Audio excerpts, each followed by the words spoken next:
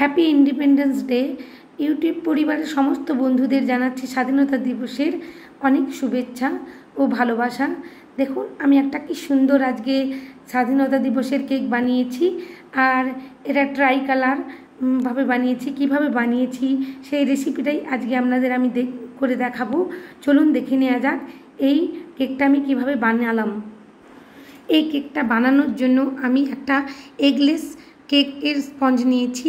এই eggless cake স্পঞ্জটা আমি বানিয়েছি প্রিমিক্স দিয়ে, ট্রপোলাইট প্রিমিক্স দিয়ে। এই প্রিমিক্সটা আমি দোকানে কিছু কেকের জিনিস কিনতে গিয়েছিলাম, তো দেখতে পেলাম। আমি এই ফার্স্ট প্রিমিক্স দিয়ে কেক বানালাম বন্ধুরা। আর এই কেকটা আমি বাড়ির জন্যই বানিয়েছি, কারণ প্রথম সমস্ত জিনিসই আমি বাড়ির জন্যই বানিয়ে থাকি। এই দেখুন কত সুন্দরভাবে আমি দুটো লেয়ারেই কেটে নেব, নিচের লেয়ারটাও কেটে বাদ দিয়ে দেব। আর খুব সুন্দরভাবে জালিদার একটা স্পঞ্জ তৈরি হয়ে গেছে, আর আমি স্পঞ্জটাকে ভালোভাবে সোক করে নিচ্ছি। আর এই কেকটা খুব নরম হয়েছে বন্ধুরা। আমি এবার ক্রিম দিয়ে দিচ্ছি, হোয়াইট ক্রিম। এটা পাইনঅ্যাপেল ফ্লেভারে বানিয়েছিলাম। দেখুন পাইনঅ্যাপেল ফ্লেভারের জন্য আমি পাইনঅ্যাপেল ক্রাশ ব্যবহার করব এখানে।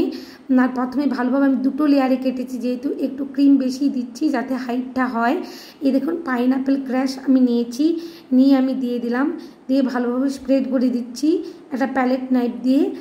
আর স্পঞ্জটা আমি করে দেখানোর ভিডিওটা করতে পারিনি, আমি পরবর্তীকালে কখনো ভিডিও করে আপনাদের দেখিয়ে দেব কীভাবে প্রিমিক্স দিয়ে স্পঞ্জ বানাতে হয়। দেখুন ভালোভাবে সোপ করে নিলাম আমি সুগার সিরাপ দিয়ে। তারপর আবার আমি ভালোভাবে ক্রিম দিয়ে করে নিচ্ছি, প্যালেট নাইফ দিয়ে ক্রিম মাখিয়ে নিচ্ছি ভালোভাবে। আপনারাও ভালোভাবে ক্রিমটা মাখিয়ে নেবেন। প্রথমে ক্রাম কোটিং করতে হবে, যেমন আমি অন্য কেকের ক্ষেত্রেও করি, এটাও করছি। তো এগলেস কেকের ক্ষেত্রে একটু বেশি ক্রিম প্রয়োজন হয়, আর চারিপাশে নাহলে স্পঞ্জগুলো দেখা যায়। দেখুন খুব সুন্দরভাবে আমি মাখিয়ে নিচ্ছি। আর এটা আমার প্রথম প্রিমিক্স দিয়ে বানানো কেক, আর প্রথম বানিয়েছি, তো আমি সমস্ত কিছু ট্রাই প্রথমে বাড়িতেই করি কোনো কাস্টমারকে দেওয়ার আগে, তো কীরকম হবে সেটা জানার জন্য। দেখুন ধীরে ধীরে ক্রিমটা মাখিয়ে দিতে হবে চারিদিকে কেকের, আর যেখানে যেখানে মনে হচ্ছে যে ক্রামস দেখা যাচ্ছে সেখানে সেখানেও ভালোভাবে মাখিয়ে দিতে হবে। আমি কেকটাকে ক্রাম কোটিং করে 15 মিনিটের জন্য রেখে দিয়েছিলাম ফ্রিজে, তাই আমার অল্প ক্রিম দিয়ে ফিনিশিং হয়ে যাচ্ছে। আর ধীরে ধীরে এভাবেই করতে হবে, আপনারাও এভাবে ফিনিশিং করে নেবেন। গরমকালে একটু ক্রিম নিয়ে কাজ করতে অসুবিধে হয়, বারবার ক্রামস দেখা যায় কেকটা ফিনিশিং করার সময়। তো ফ্রিজের মধ্যে সেট করে করে করে নিলে অসুবিধে হয় না। আমি ফ্রিজের মধ্যে সেট করে করে করে নিয়েছি, আর আমার কেকটা ফিনিশিং করা হয়ে গেছে। এবার আমি ফ্রিজের মধ্যে রেখে দেবো 15 মিনিটের জন্য। সেই সময় আমি কিছুটা নিউট্রাল জেল নিয়েছি, সেটার মধ্যে আমি 2 টেবিল স্পুন জল দিয়ে দিয়েছি, দিয়ে ভালোভাবে মাখিয়ে নিলাম। নিয়ে আমি একটা পাইপিং ব্যাগ নিয়েছি, সেই পাইপিং ব্যাগের মধ্যে আমি নিউট্রাল জেল ঢেলে দেব, দিয়ে দিচ্ছি। তারপর আমি অরেঞ্জ কালারটা দিয়ে দেব, দিয়ে ভালোভাবে পাইপিং জেলের মধ্যে ব্যাগের মধ্যে আমি মাখিয়ে নেব। দেখুন পাইপিং ব্যাগের মধ্যে আমি অরেঞ্জ কালারটা খুব সুন্দরভাবে মাখিয়ে নিলাম, আপনারাও এভাবেই মাখিয়ে নেবেন।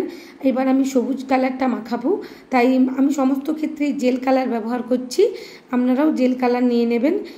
আর সবুজ কালারটাও সুন্দরভাবে আমি মাখিয়ে নেব।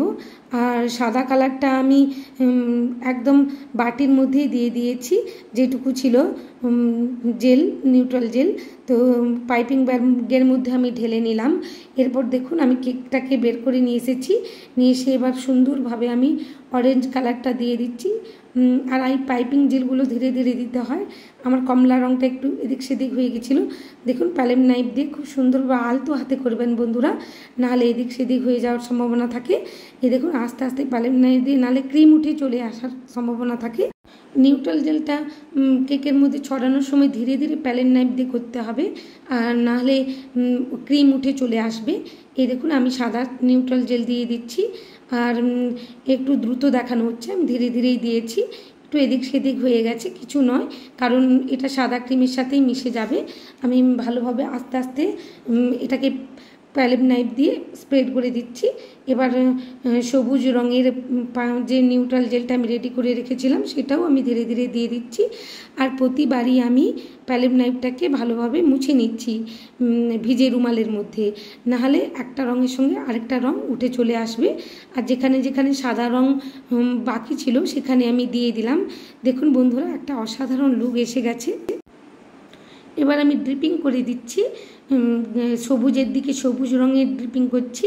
এবার যেখানে যেখানে একটু পাইপিং জেলগুলো পড়ে গেছে সেখানটা মুছে দিলাম। এরপরে দেখুন ধীরে ধীরে আমি কমলা রঙেরও ড্রিপিং করে দিচ্ছি। কেকটার লুক অসাধারণ আসবে। তো এইভাবে ড্রিপিং করলে দেখতে ভালো লাগে। আমি কেকটাকে সেট করবার জন্য রেখে দিয়েছি 15 মিনিটের জন্য। সেই ফাঁকে আমি গোলাপ ফুল করে নেব। আমি মাঝে অশোক চক্র দেব না, তো আমি 3টে গোলাপ ফুল দেব, কমলা, সাদা আর সবুজ রঙের। দেখুন আমি কমলা রঙে সাদা রঙের ক্রিম নিয়েছি, রোজ নোজেলের মধ্যে রোজ নোজেল নিয়েছি। আস্তে করে আমি কাঁচি দিয়ে বসিয়ে দিলাম। আমার হয়ে গেছে সাদা রঙের গোলাপ ফুলটা বানানো। তো রোজ নোজেল দিয়ে সুন্দরভাবে গোলাপ ফুল বানানো যায় বন্ধুরা। আপনারাও এইভাবে ধীরে ধীরে চেষ্টা করবেন, নিশ্চয়ই পারবেন। প্রথমে একটু চেষ্টা করতে হবে, প্র্যাকটিস করলেই সমস্ত কিছু এসে যায়। এবার আমি কমলা কালারের ক্রিম নিয়েছি, দেখুন খুব সুন্দরভাবে একটা গোলাপ ফুল করে নিচ্ছি। এইভাবে আমি গোলাপ ফুলগুলো করে নিয়ে বানিয়ে নিয়ে আমি ফ্রিজের মধ্যে একটু কিছুটা সময় 10 মিনিটের মতন সেট করে নেব। তারপরে আমি কেকের উপর বসাবো।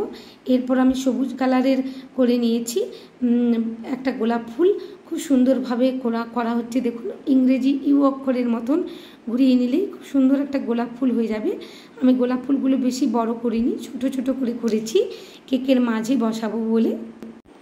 দেখুন কেকটা আমি ফ্রিজ থেকে বের করে নিয়েছি। এবার সবুজ কালারের যে ক্রিমটা ছিল রোজ নোজেল দিয়ে আমি সুন্দরভাবে বর্ডার করে দিচ্ছি। এই বর্ডারটা অসাধারণ লাগছে দেখতে। আর আমি কমলা কালারের ক্রিম নিয়ে আবার কমলা যেদিকে আছে জেল সেদিকেও আমি বর্ডার করে দিচ্ছি সুন্দরভাবে। আর এভাবে করলে কেকটা দেখতে ভালো লাগে। আর দেখুন মাঝখানে আমি কেকের মাঝখানে গোলাপ ফুলটা বসিয়ে দিচ্ছি। 3টে কালারের গোলাপ ফুল, কমলা, সাদা আর সবুজ রঙের। আর এই কেকটার লুক অসাধারণ এসেছে বন্ধুরা। আপনাদের কেমন লাগছে প্লিজ কমেন্ট করে জানাবেন। আর আমার এই কেকটা যদি আপনাদের ভালো লেগে থাকে প্লিজ আমার চ্যানেলটা সাবস্ক্রাইব করবেন আর পাশে থাকা বেল আইকনটি ক্লিক করে দেবেন বন্ধুরা। আর কমেন্ট করতে ভুলবেন না, আর একটা লাইক করে দেবেন। আর প্লিজ কমেন্ট করে জানাবেন কেমন হয়েছে বন্ধুরা। দেখুন কেকটা অসাধারণ লুক এসেছে। আর আপনারাও এভাবে বাড়িতে চেষ্টা করবেন, একটা সুন্দর কেক তৈরি হয়ে যাবে। এইভাবে কেক বানালে বাড়ির সবাই খুশি হয়ে যাবে। আর এই কেকটা সুন্দর হয়েছে দেখতে।